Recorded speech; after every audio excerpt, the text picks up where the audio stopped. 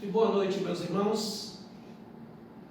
Mais uma vez nós louvamos ao Senhor porque Ele tem nos dado mais essa oportunidade, que possamos estar pronto com nossos corações, aberto, nossos entendimentos para ouvir a palavra de Deus.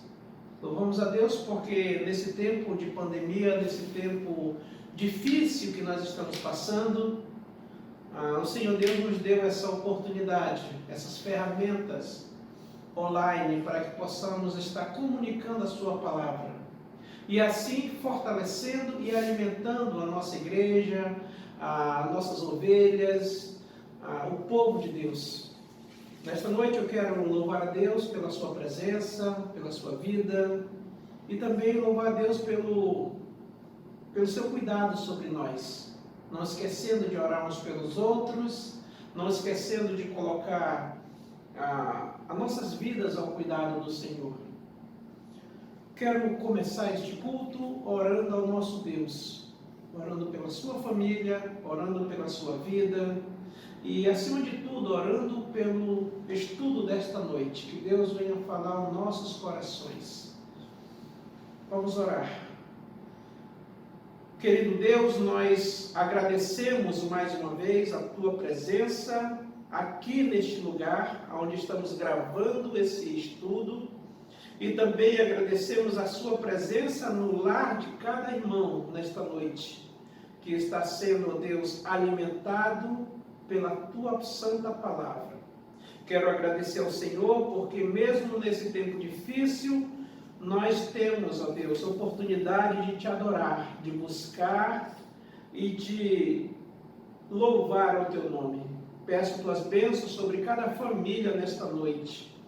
Ó Deus, em cada lar que essa palavra está alcançando, ó Deus, que nesta noite a Tua palavra venha trazer crescimento, fortalecimento e edificação para nossas vidas. Abençoa-nos neste momento, em nome de Jesus Cristo. Amém. Bem, meus queridos irmãos, nós vamos louvar o nosso Deus, vamos adorar o nosso Deus, e eu quero convidar você a adorar o nosso Deus junto com a sua família. E nós vamos começar cantando um louvor que tem por título Corpo e Família. Um hino que todo mundo conhece, um hino conhecido e que tem uma palavra maravilhosa para nossas vidas. Então vamos louvar o nosso Deus, Corpo e Família. Vamos cantar, cante com a sua família nesse momento.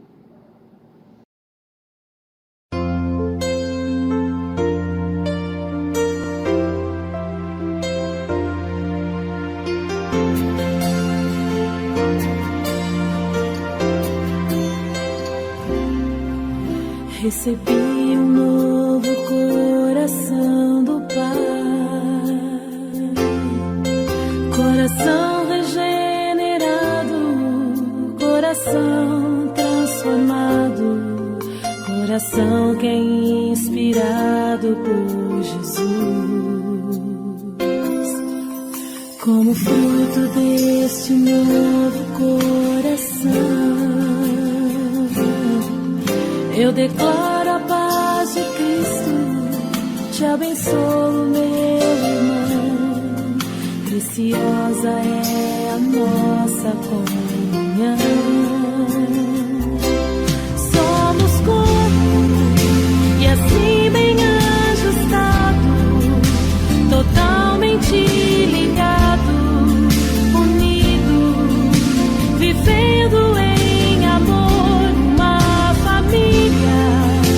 Sem qualquer falsidade, vivendo a verdade, expressando a glória do Senhor. Uma família vivendo o compromisso do grande amor de Cristo.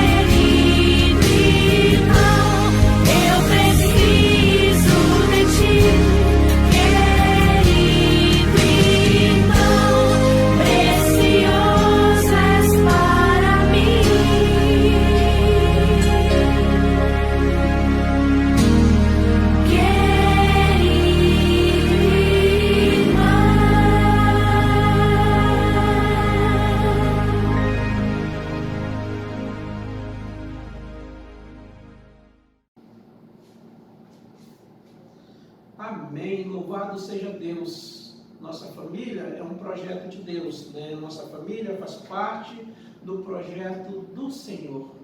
Então já cantamos esse hino e nós vamos cantar mais um louvor. Nós vamos cantar mais um hino de gratidão e louvor ao nosso Deus, né? E desta vez nós vamos abrir nossos cantores, né? O cantor cristão, para o hino 329. Ouça a letra deste hino. 329, conta as bênçãos. Eu sei que nesses dias difíceis que nós estamos passando, nós temos muitas bênçãos para contar ao Senhor. Então eu queria que você cantasse, meditando em cada letra desse hino, conta as bênçãos, conta quantas bênçãos o Senhor nos deu. Então cantamos ao Senhor.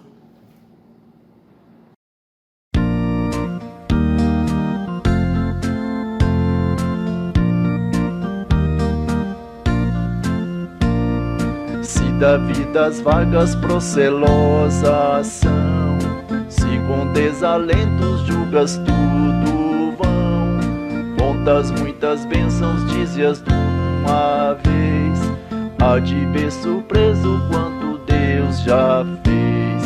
Contas bênçãos, contas quantas são, recebidas da divina mão, uma a uma, dizes de uma vez, há de ver surpreso quanto Deus já fez.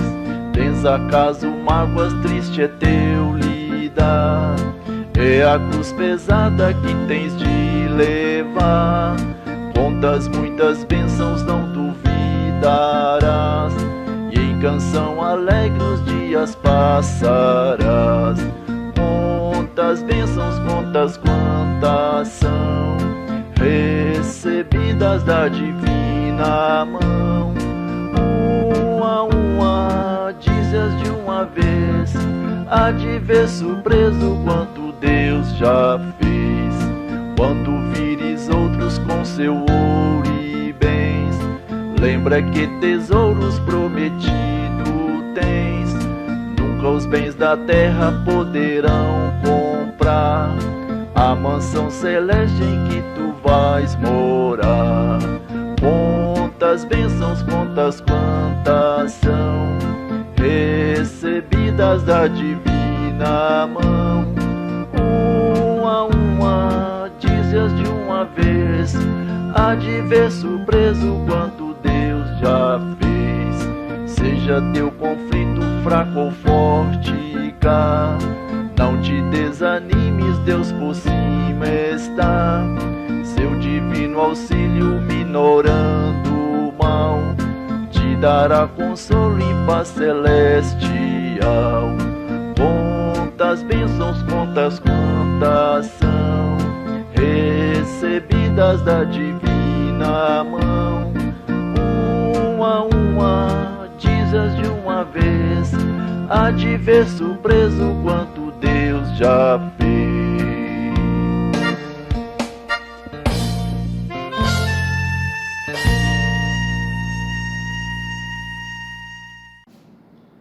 Amém. Louvado seja o nosso Deus, porque nós temos muitas bênçãos, né, para louvar o nosso Deus. Bem, meus irmãos, nós vamos dar continuidade nesta noite do nosso texto. Lembre que nós estamos fazendo a exposição do livro de Colossenses. E você que semana passada esteve conosco ouvindo a palavra de Deus, nós estudamos o livro de Colossenses até o versículo 12. E hoje nós vamos entrar no versículo 13 em diante. Mas só fazendo um pouco de introdução dessa carta, que nem eu falei semana passada, a igreja de Colossos, a cidade de Colossos, estava situada na Ásia Menor, perto do Mar Lírico ali, e hoje, onde é a atual Turquia. essa cidade de Colossos, ela foi uma cidade muito promissora, mas no decorrer do tempo ela foi também perdendo o seu poder aquisitivo. E na época que Paulo escreveu aqui essa carta, a igreja de Colossos não era mais aquela igreja com aquela cidade com grande potencial que existia antes de Paulo. Mas era uma cidade ainda que ainda tinha alguns recursos. E essa cidade tinha uma igreja cristã. E alguns dizem que Paulo escreveu fundou essa igreja. Mas alguns não concordam, outros comentaristas dizem que foi Epáfras. Mas, de certa forma, algum cristão ali fundou essa igreja. E essa igreja ela tinha um papel fundamental naquela área, naquela cidade. Porque Colossos estava muito próximo de Laodiceia. E você sabe que a igreja de Laodiceia, que diz lá em Apocalipse, ela tinha ali era uma igreja que não era nem morna e nem fria. Era uma igreja que se considerava rica, mas não era. O próprio Cristo disse que ela era pobre e miserável. A igreja de Colossos, ela foi escrita quando Paulo estava na prisão em Roma. Que em Atos vai dizer que ele estava numa prisão domiciliar, numa casa, apesar de estar numa casa, mas ele estava preso. E Paulo escreve essa carta da prisão. E Colossos também, a carta aos Colossenses, ela faz parte do bloco que chamamos as cartas da prisão, onde foi escrito Efésios, onde foi escrito Filemon, onde foi escrito 2 Timóteo, onde foi escrito Filipenses, né? E alguns dizem que a pessoa que trouxe a carta de Paulo da prisão de Roma até Colossos foi o mesmo portador que trouxe a carta de Filemon. Então, só para entendimento um pouco, a carta de Filemon ela foi escrita mais ou menos na mesma data que Paulo escreve a carta aos Colossenses, porque Filemon era membro da igreja de Colossos. Filemon era membro da igreja de Colossos. Então, ele estava nessa igreja. E essa igreja, meus irmãos, ela tinha um grande problema. E quando Paulo escreve essa carta, ele escreve justamente com o objetivo de tentar resolver esse grande problema que a igreja tinha. E um dos grandes problemas que a igreja de Colossenses, como muitas igrejas tinham naquela época, era a introdução dos falsos ensinos.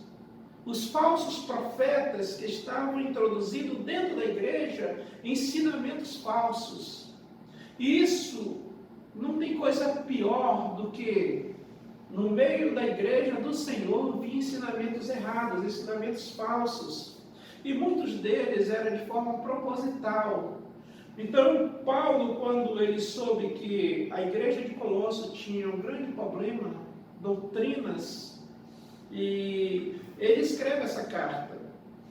E dos grandes problemas da igreja de Colossos era o sincretismo que estava sendo introduzido no meio da igreja, aonde o sincretismo é uma mistura de credos, de ensinamentos, de crenças. Então, aquela mistura ali, eles criam sobre o culto aos anjos, eles estavam recebendo ensinamentos sobre algumas coisas sobre o judaísmo. Então, alguns ensinamentos falsos estavam sendo introduzidos nessa igreja, e Paulo estava muito preocupado. Onde alguns ensinamentos estavam nivelando o culto, tipo o culto dos anjos com o culto ao Senhor. E Paulo, ele começa agora trazendo tentando silenciar esse ensinamento falso, mostrando a supremacia de Cristo. E é sobre isso que nós vamos falar nesta noite. Semana passada, nós falamos sobre a ação do Evangelho na vida do cristão. A reprodução do Evangelho na vida do cristão produz nele uma nova criatura. Então, nós falamos isso semana passada. E Paulo continua nessa mesma linha, só que agora ele fala sobre a supremacia de Cristo. Que Cristo é supremo sobre tudo e todos.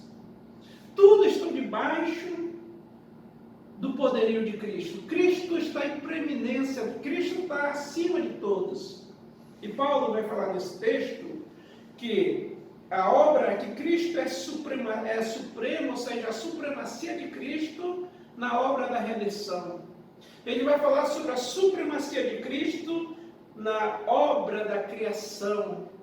Ele vai falar a supremacia de Cristo acima dos poderes, das autoridades. Então, Paulo começa falando aqui sobre a supremacia de Cristo, né, mostrando que Cristo está acima de todos. E nós vamos começar lendo. Eu gostaria que você abrisse suas Bíblias agora, no livro de Colossenses, capítulo 1, nós vamos ler do 13 até o 25. Vamos ler esse bloco de texto do versículo 13 até o 23. Do 13 ao 23. Vamos ler, diz assim: Ele nos libertou do império das trevas e nos transportou para o reino do Filho do seu amor, o qual temos a redenção e a remissão dos pecados. Este é a imagem do Deus invisível, o primogênito de toda a criação.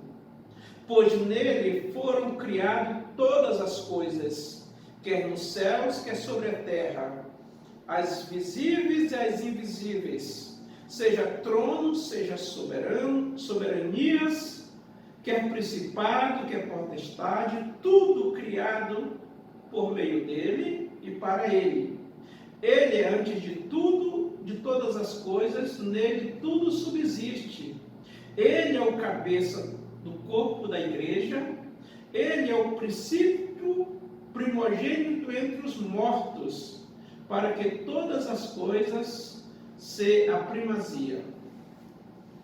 Bem, eu vou parar por aqui e depois nós vamos ler alguns textos, mas vamos iniciar esse estudo aonde Paulo, e nós vamos usar como a ideia principal, ou a grande ideia desse texto sobre a supremacia de Cristo, que tudo foi feito por meio dele e para ele. Tudo foi feito por meio dele e para ele. Por isso que ele está acima de todos. O versículo 13, meus irmãos, Paulo começa esse bloco, falando da supremacia de Cristo, e nós vamos falar que a supremacia de Cristo, o versículo 13 e o versículo 14, vai falar que a supremacia de Cristo na obra redentora. Paulo mostra a supremacia de Cristo na obra da redenção.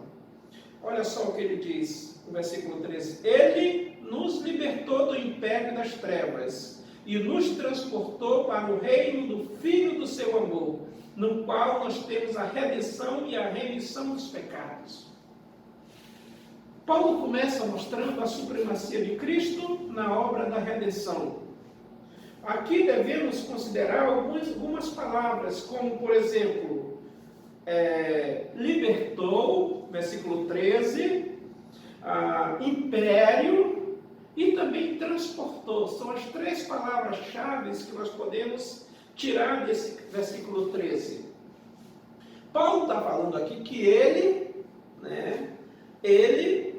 Cristo, nos libertou do império das trevas. Interessante que Paulo mostra aqui, meus irmãos, que Cristo nos libertou. Quando a gente fala em libertar, é alguém que está preso ou sendo escravizado por alguma coisa.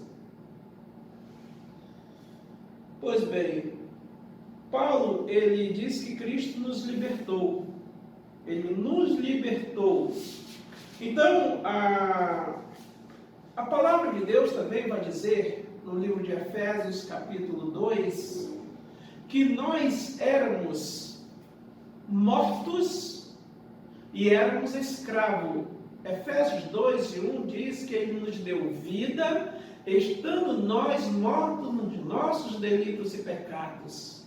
E no versículo seguinte vai dizer que nós éramos escravos. Então, essa era a nossa condição antes de encontrarmos a Cristo. Nós estávamos presos, estávamos escravizados e Ele nos libertou. Pelo seu sangue, Ele nos libertou. Então, nós podemos dizer, meus irmãos, aqui, que Cristo nos libertou. Ele quebrou as correntes que nos segurava. Ele nos libertou da prisão, arrancou as portas da prisão que nos aprisionava, que era o pecado. Então, Cristo nos libertou. Outra palavra que nós podemos ver aqui é que Ele nos libertou do império das trevas. Olha só o local aonde nós estávamos. Ele nos libertou do império das trevas. E quando falamos de império das trevas, nós estamos falando de um reino que tem um rei e tem os seus súditos. O qual esse rei, esse imperador do império das trevas é o próprio Satanás. A Bíblia vai dizer que antes nós andávamos sujeitos aos domínios dele. A Bíblia vai dizer que antes Ele era o nosso Senhor. Vivíamos neste mundo das trevas, nesse império das trevas. Vivíamos fazendo a vontade desse império. Nós estávamos lá nesse império das trevas. Mas de lá Cristo nos tirou. De lá Cristo nos resgatou.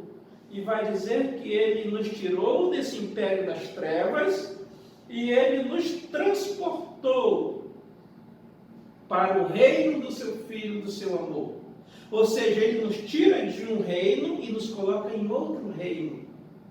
Ele nos tira de um sistema que estávamos vivendo sob o sistema das trevas e agora Ele nos coloca em outro sistema. E é essa mudança que acontece na vida do cristão quando ele é liberto por Cristo. Por isso que você vê muitas pessoas que viviam uma vida diferente, hoje vivem uma vida totalmente diferente. Lá no passado a pessoa bebia, fazia tantas coisas, hoje ela já não faz mais isso. Por quê? Porque ela saiu daquele recinto, daquele império das trevas, e hoje ela vive em outro recinto, em outro reino. Ela saiu de um sistema que era governado por Satanás, agora ela vive em outro sistema que é governado por Deus.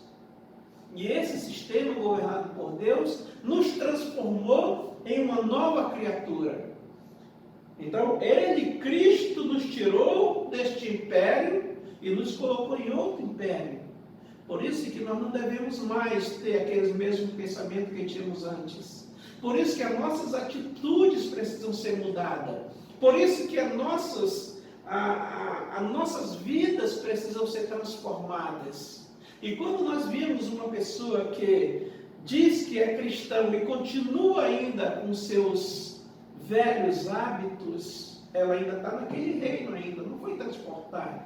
Porque quando a pessoa é transportada do reino das trevas para o reino de Deus, nesse reino aqui ela tem mudança. Porque quem governa aqui é Deus. Porque o regime aqui é de Deus. Porque aqui as regras são de Deus. Porque os padrões aqui são de Deus. Aqui quem governava era o império das trevas. Ele nos tirou desse império e nos colocou nesse império, que nos fez esse transporte, nos transportou para um outro reino. Esse reino é o reino do Filho do seu amor. O versículo 14 vai dizer que, no qual temos a redenção e a remissão dos pecados. Quando Paulo diz que ele nos libertou, ele nos transportou, ele nos tirou de um sistema para outro sistema, né? Estávamos presos, agora somos libertos. Éramos escravos, agora temos a liberdade, né? E agora vivemos em outro reino. E esse versículo 14 vai dizer, tem duas palavras aqui importantes, que é redenção e remissão. E a gente precisa entender isso. E essas duas palavras estão dentro da doutrina da soteriologia, que é a doutrina da salvação. A doutrina da remissão e a doutrina da redenção. Então, Paulo vai estar dizendo aqui que Cristo nos libertou, nos transportou, e agora no verso 14 ele diz, no qual, em Cristo, nós temos a redenção. Vamos entender um pouco o que é redenção? Redenção é uma palavra usada no Antigo Testamento para quando alguém pagava um escravo,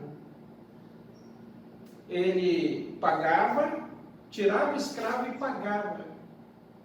Então, a palavra redenção aqui, no texto que Paulo está nos ensinando, é o resgate sobre pagamento. É o resgate sobre pagamento. É o resgate que você vai lá, resgata e paga por aquilo que você resgatou.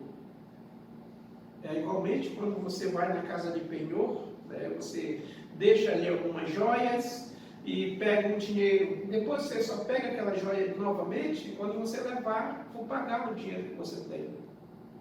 É a mesma palavra que Paulo usa em Efésios capítulo 1, versículo 14, onde ele diz que Cristo, o Espírito Santo, é o penhor da nossa herança, ao resgate da sua propriedade. O Espírito Santo é o penhor da nossa herança, é o resgate da sua propriedade. Nós somos propriedade de Cristo. Para que nós saíssemos do reino das trevas, foi pago ali alguma coisa. Então, redenção significa isso, é um resgate sobre pagamento. Cristo pagou para que ele pudesse nos tirar. Uma outra palavra que nós podemos ver aqui, meus irmãos, no versículo 14 ainda, é remissão. Remissão é apagar, aniquilar, tirar. E aí vai dizer que nós temos a remissão dos pecados. Ou seja, no momento que nós somos libertos do reino das trevas e transportados para o reino da luz, de Deus, nós saímos por meio de um pagamento. Qual foi o pagamento? Foi o sangue de Jesus Cristo. Jesus Cristo morreu para que nós pudéssemos, para que fosse pago a nossa conta. 1 Pedro vai dizer isso. 1 Pedro vai dizer, capítulo 1, versículo 19, 1 Pedro, capítulo 1, versículo 19, vai dizer uma coisa bem interessante, olha só. Versículo 18 e 19 diz, sabendo que não foi mediante coisa corruptível, como prata, ouro, que foste resgatado do vosso fútil procedimento, que vossos pais nos legaram, mas pelo precioso sangue como de cordeiro, sem defeito, sem mácula, o sangue de Cristo. Então não foi mediante coisa corruptível que nós fomos resgatados, mas pelo precioso sangue de Cristo. Ele paga a conta que era contra nós. Aquela conta, ele paga que nós devíamos. E ele nos resgata desse reino das trevas. E nos coloca no reino da luz. Por meio de um pagamento, por meio da redenção. E aí acontece a remissão, que é uma outra doutrina na soteriologia. Remissão significa apagar. Então, no momento que nós somos transportados do reino das trevas para o reino da luz, os nossos pecados também são apagados, são pagos. Os nossos pecados são apagados. Aí você diz, pastor, mas então eu não tenho mais pecados. Tem sim. O pecado pago por Cristo, nesse resgate, foi o pecado que chamamos de pecado original. Aquele pecado que nos levava à eternidade sem Cristo, ao inferno. E aqueles pecados que você pecou antes de conhecer a Cristo.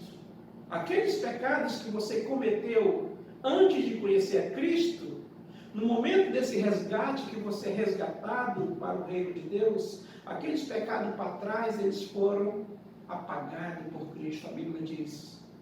E no livro de Miqueias vai dizer que esses pecados o Senhor Deus lançou nas profundezas do mar. Isso significa que Ele não vai mais lembrar desses pecados. Isso vai nos ensinar que aqueles pecados que eu fiz antes, na minha ignorância, antes de conhecer a Cristo, antes de acontecer esse resgate do reino das trevas para o reino da luz, esses pecados foram pagos por Cristo, na cruz do Calvário. Mas aqueles pecados que eu cometo depois, agora aqueles pecados que nós cometemos depois que acontecemos a Cristo, a Bíblia vai dizer em 1 João, veja só, em 1 João capítulo 2, eu vou ler 2 versículos aqui. Primeira epístola de João, capítulo 2, vai dizer o seguinte, 1 João capítulo 2, versículo 1. 1 João 2:1 vai dizer: filhinhos, estas coisas eu vos escrevo para que não pequeis. Se todavia pecais, temos um advogado junto ao Pai, Jesus Cristo justo. A Bíblia foi escrita para a gente não pecar. Mas se a gente vier a pecar, a Bíblia diz que nós temos um advogado, e esse advogado é Jesus Cristo. Ele foi o meu salvador lá, quando ele morreu, e hoje ele é meu advogado, junto ao Pai. E ainda continuando, o texto vai dizer, no capítulo 1, versículo 1 João 1:9, vai dizer: se confessarmos os nossos pecados, Ele é fiel e justo para nos perdoar os pecados e nos purificar de toda injustiça. Então, os meus pecados que eu cometi antes foram perdoados por Cristo. Os pecados que eu cometo a partir que eu fui transportado para o reino da luz, no momento que eu encontrei a Cristo, ou no momento que Ele me encontrou, aqueles pecados que eu cometo depois de conhecer a Cristo, eu devo todos os dias pedir perdão a Ele, porque Ele é o nosso advogado. Se confessarmos os nossos pecados, Ele é fiel e justo para nos perdoar os pecados e nos purificar de toda injustiça. Então, isso é remissão, apagar os pecados. Meus pecados, de antes de conhecer a Cristo, foi pago e foi apagado por Cristo. Os meus pecados, no momento que eu conheço a Cristo, para frente, eles precisam ser confessados diante do meu advogado, que é Cristo Jesus. No versículo, então nós podemos entender, meus irmãos, que o versículo 13 e 14, que Cristo a supremacia de Cristo na obra da redenção. Ou seja, Ele fez tudo, eu não fiz nada. Eu não poderia sair do reino das trevas para o reino da luz, porque eu estava preso. Eu estava sendo escravo. Como é que o escravo pode sair para outro lugar, a não ser pago pelo resgate? Então, Cristo pagou e me tirou de lá. É por isso que nós entendemos que a salvação, ela não depende de você, de mim. Ela é unicamente exclusiva de Cristo. Ele fez toda a obra da redenção. Por isso que Paulo está mostrando aqui a supremacia de Cristo na obra da redenção. na obra redentora, toda parte da salvação não depende de nada de mim, unicamente exclusiva de Cristo. O versículo 15, o versículo 16, vai dizer o seguinte, meus irmãos. Versículo 15: este é a imagem do Deus invisível, o primogênito de toda a criação, pois nele foram criadas todas as coisas, quer nos céus, quer sobre a terra, as visíveis e as invisíveis, sejam tronos, seja soberania, quer principado, quer potestade, tudo foi criado por meio dele e para ele. Agora Paulo vai falar a supremacia de Cristo na obra da criação. Paulo vai mostrar que Cristo é soberano na obra da criação. Cristo foi soberano, a supremacia de Cristo na obra redentora. E agora Paulo vai mostrar a supremacia de Cristo na obra da criação.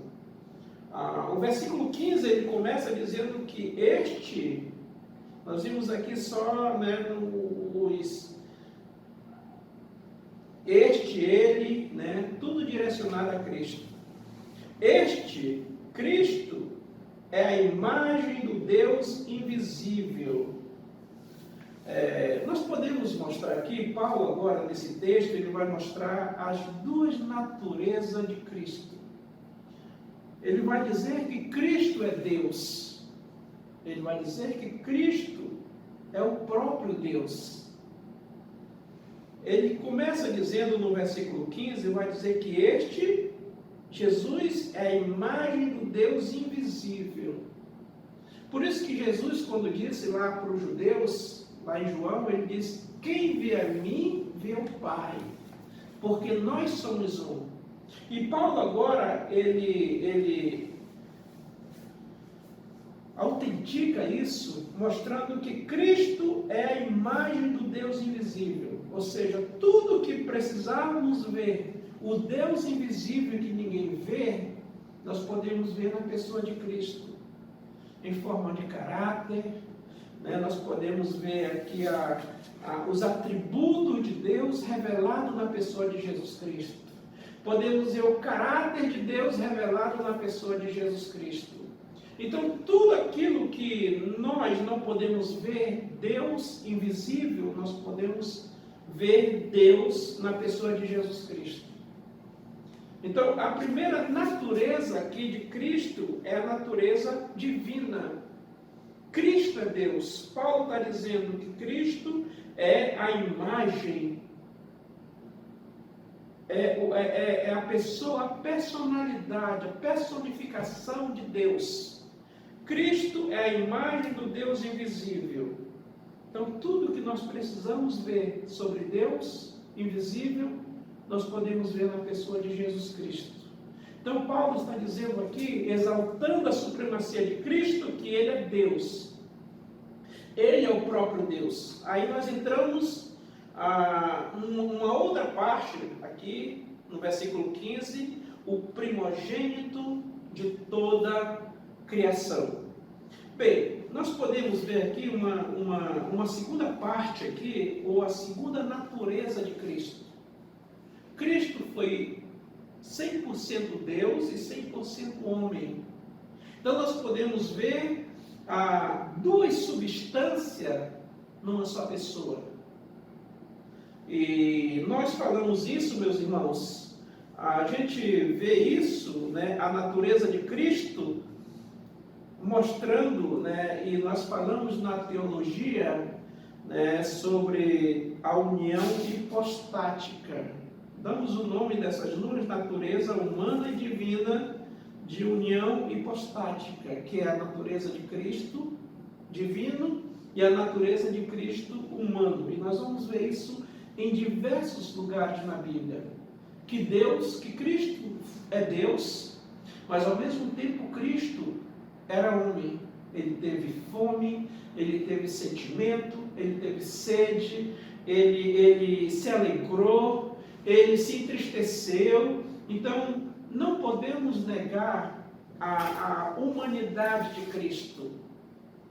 Como, por outro lado, não podemos negar também a divindade de Cristo. Então, nós podemos ver, meus irmãos, aqui que Cristo era o próprio Deus. Então, nesse texto, nós vamos ver que Cristo é a imagem de Deus. Ou seja, Cristo, o Deus invisível, ele reflete na pessoa de Jesus Cristo. E lá em Filipenses vai dizer que ele tomou forma humana, Deus, se encarnou, tomou forma humana e se apresentou ao mundo na pessoa de Jesus Cristo. O Deus toma forma humana e se apresenta ao mundo na pessoa de Jesus Cristo. E agora, nós podemos ver, mas tem uma outra coisa que nós podemos ver aqui, e que causa também uma série de confusão, quando a pessoa, muitos, não sei se é mal intencionado, mas algumas seitas, elas pegam essa parte de criação. E diz que Deus, Jesus Cristo, foi criado, foi a primeira criação de Deus. Então aí ele diz, mas se Cristo foi criado, como é que ele é Deus? Se a gente for por esse lado, a gente vai ter problema no restante do contexto. Porque o próprio contexto desse texto vai dizer que todas as coisas foram criadas por ele e para ele. Então, se as coisas foram criadas por ele, ele não pode ser criado. Como é que ele pode ser criado e criar? Então, ele é o Deus Criador.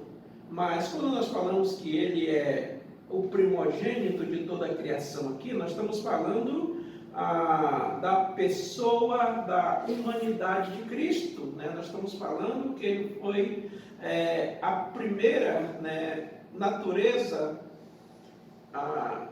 em substância a ser criada. Deus já existia lá no passado. Mas quando falamos de criação, nós estamos falando da parte humana de Cristo. Ele se encarnando.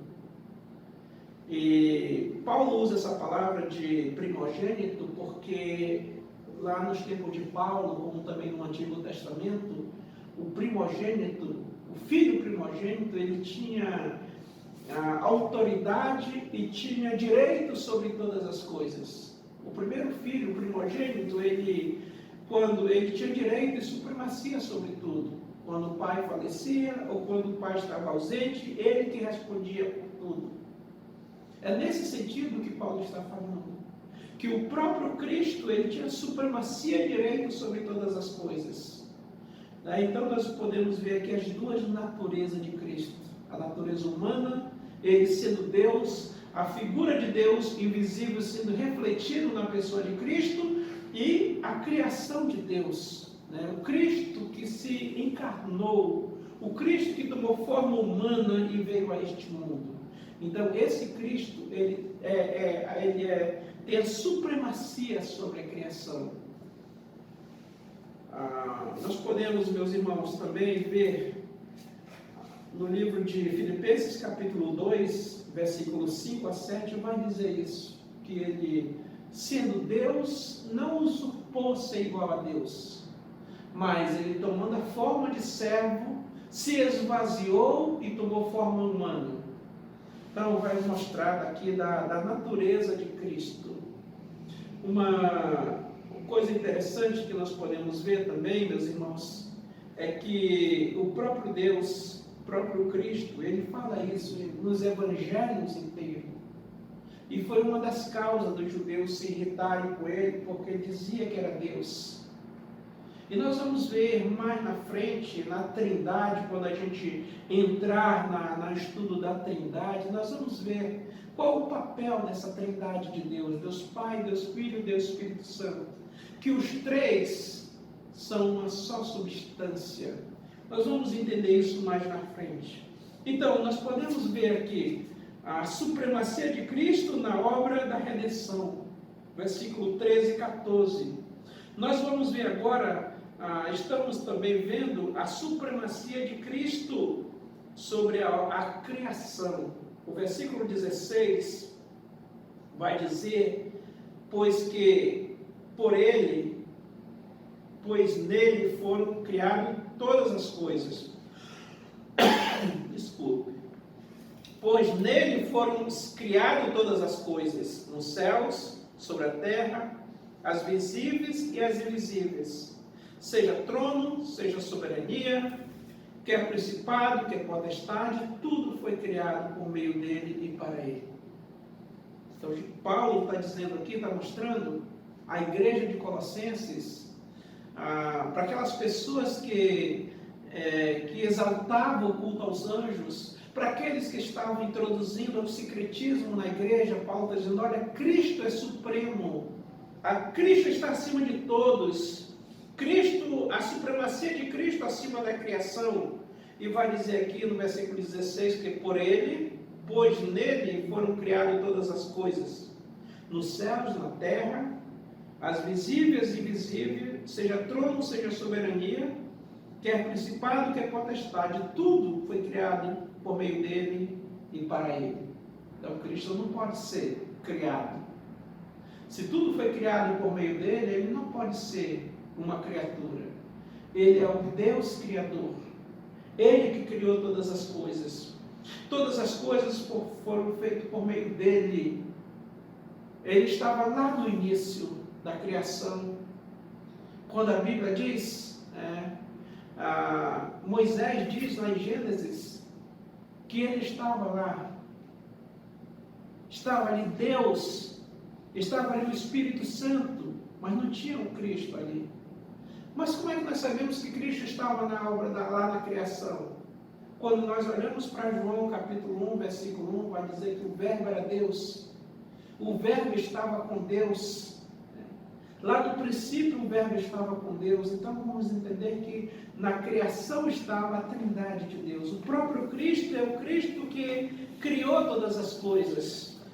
Então nós podemos ver que todas as coisas foram feitas por meio dele e para ele, seja as visíveis, as invisíveis, toda a criação foi feita por meio dele e para ele. No versículo 17, vai mostrar, meus irmãos, que ele é um Deus pré-existente, ele sempre existiu. O versículo 17 vai dizer que ele é antes de todas as coisas, nele tudo subsiste. Então, ele é antes de tudo, ele sempre existiu. E Paulo tenta mostrar isso, que Cristo é um Deus pré-existente, ele estava acima de todas as coisas, e todas as coisas foram criadas por meio dele. O versículo 18 vai mostrar também uma outra coisa bem interessante. O versículo 18 vai dizer que ele é o cabeça do corpo da igreja. Ele é o princípio primogênito sobre os mortos, para que todas as coisas tenham ele a primazia. Paulo está dizendo a supremacia de Cristo sobre a igreja. O corpo, que somos nós, tem um cabeça que é Cristo. Então Cristo é supremo, Paulo está mostrando a supremacia de Cristo também sobre a igreja.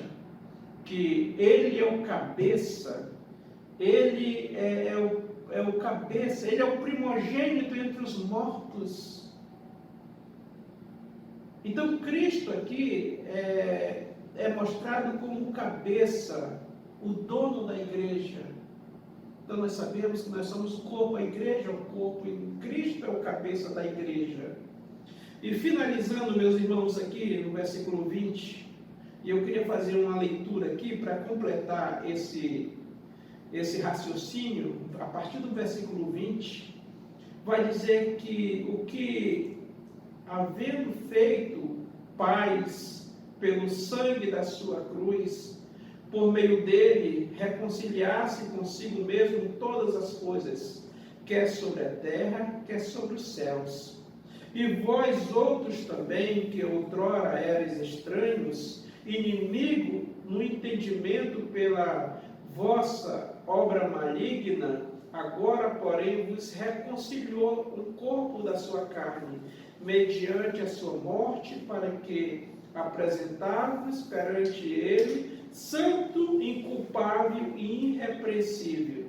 E se é que permaneceis na fé, alicerçado e firme, e não vos deixando afastar da esperança do Evangelho que ouviste e que foi pregado toda criatura debaixo dos céus, e da qual eu, Paulo, me tornei ministro. Paulo finaliza esse bloco mostrando a supremacia de Cristo, mostrando que Cristo é o cabeça da igreja, mostrando que Cristo é soberano sobre a obra da redenção, no qual ele pega o homem pela sua dureza do seu coração, pela sua obra maligna, que vai dizer aqui no versículo 20, e ele reconcilia o homem com Deus. Ele faz a paz entre o homem e Deus. E a Bíblia diz que ele torna esse homem santo, inculpável e irrepreensível. A obra da redenção foi feita por meio dele, meus irmãos. A obra redentora de Deus. Deus é supremo. A supremacia de Cristo. E a igreja de Colossos precisava ouvir isso. Porque eles não tinham Cristo como um Deus soberano. Eles não entendiam. Os falsos ensinos diziam que Cristo, o culto a Deus, era semelhante ao culto aos anjos.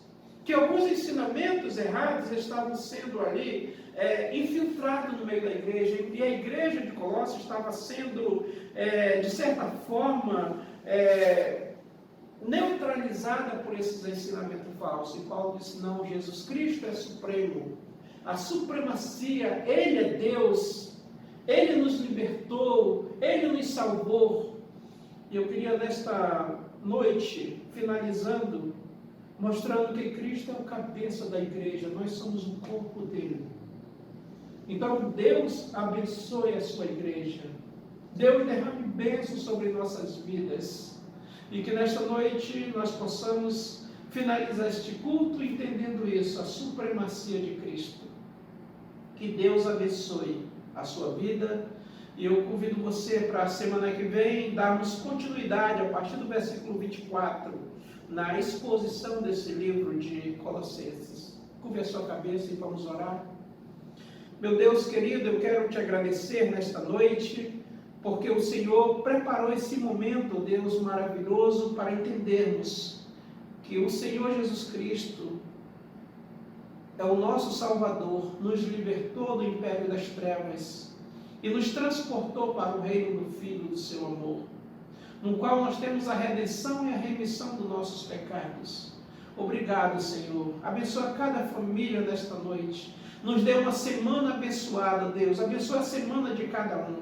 Que nós possamos, ó Deus, ter vitória sobre essa próxima semana, ser guardado pelo Senhor, pelo teu precioso sangue de Cristo. Muito obrigado, Pai. Em nome de Cristo nós agradecemos. Amém. Que Deus abençoe e tenham todos uma boa noite na paz do Senhor Jesus.